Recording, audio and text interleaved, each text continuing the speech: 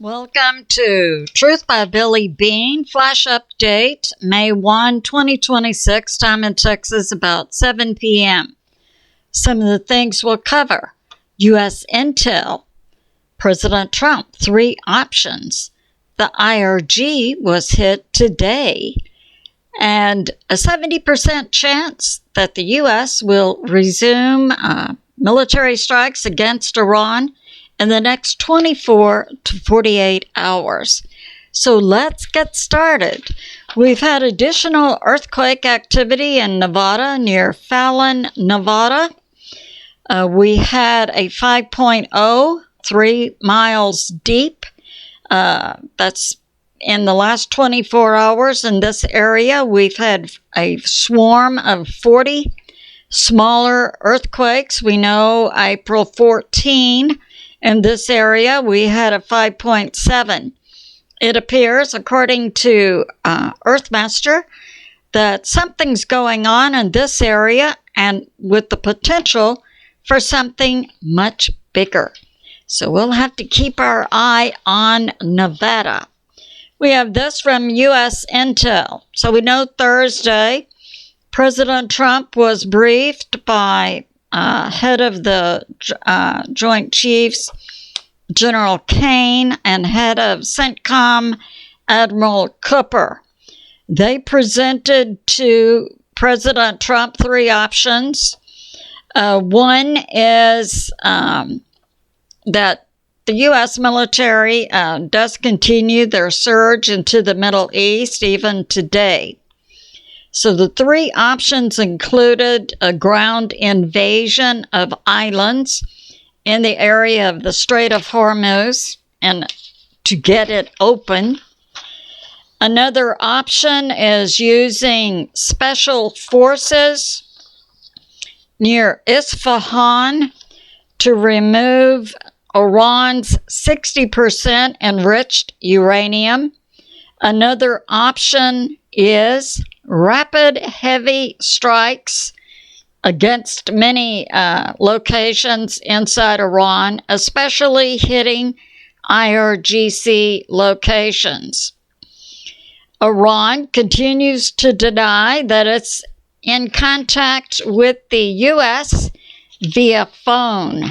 Iran says it's only having contacts regarding negotiations between Iran and the U.S. via Pakistan. In other words, Iran says it's only talking to Pakistan. And it's passing written messages, not chancing cyber security issues via digital means. So I guess they have someone who's taking written messages between Tehran and Pakistan, and then Pakistan back to Tehran. And this is being put forth by Iran's Foreign Minister Irgc. Now, I'd like to put this forth. Just about a week ago, we heard that the Irgc had placed under house arrest the Iranian government speaker, Ghalibaf, and Foreign Minister Irgc, and Iranian President Pogoshian. I take the position that all of these people are under the direct control of the Irgc, who most likely is holding their families under house arrest. So that's going on. And Iran today makes a threat. If the U.S. military hits Iran again, Iran will destroy all the oil and gas facilities in the entire region. We have this from U.S. Intel.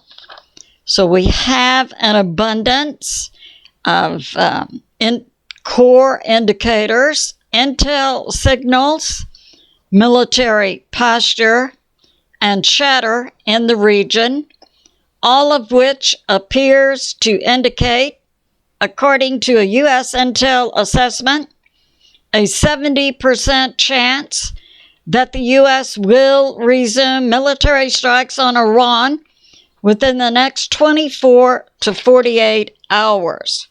So we see that's going on. And we have this today, this morning. The U.S. Was continuing to surge with 11 C-17s going to the Middle East. And that was just this morning.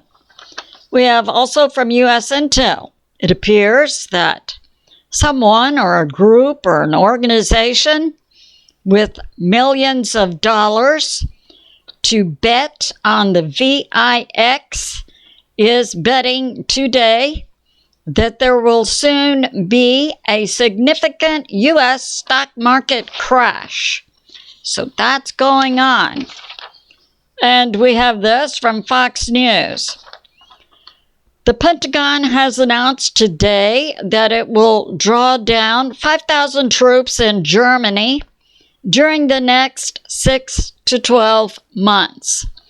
My question is this 5,000 troops in addition to the normal rotations we would expect to see? And highly likely, the rotations are not going to be replaced.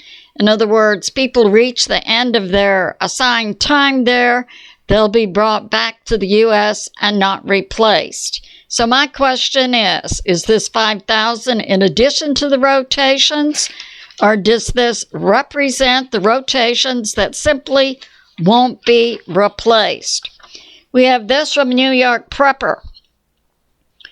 Friday.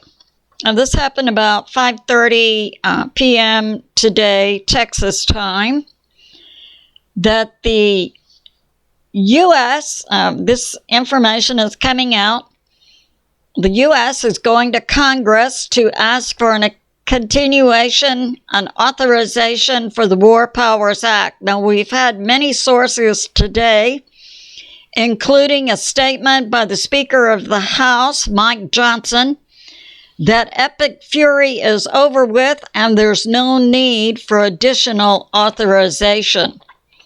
So I believe this information could be something that came out early this morning, but we see other sources saying no additional congressional authorization is required. And we're hearing that after Iran, the U.S. will take Cuba. So that's going on. And we're hearing Israel will begin hitting inside Lebanon, Hezbollah, production facilities for drones. We have this from 2CTV. Now, this came out about 4 p.m. Texas time, that in northwest Iran, a hit was made on Irgc officers. So, northwest Iran, were they trying to get out of Iran, I wonder? But they've all been killed by a direct hit on their group. Iran is trying to spin this, saying this group was trying to remove debris from a U.S. bomb on the ground. But these were IRGC officers, I submit. They would not have been cleaning up bomb debris. There was a huge explosion, and then the hit took place. So that's going on. And we have this. Judge Napolitano interviewed former CIA Larry Johnson and Ray McGovern, who are stating that President Putin of Russia called President Trump and said to President Trump, a U.S. ground invasion would be unacceptable to Russia. Then it's being put forth that President Putin also called Benjamin Netanyahu and Israel with the same message. So that concludes my flash it does appear that the U.S. will most likely resume military strikes on Iran. Highly probable, 70% chance in the next 24 to 48 hours. It's good to be in prayer for America, President Trump, the U.S. military, and world peace. I love you, and I'll see you soon.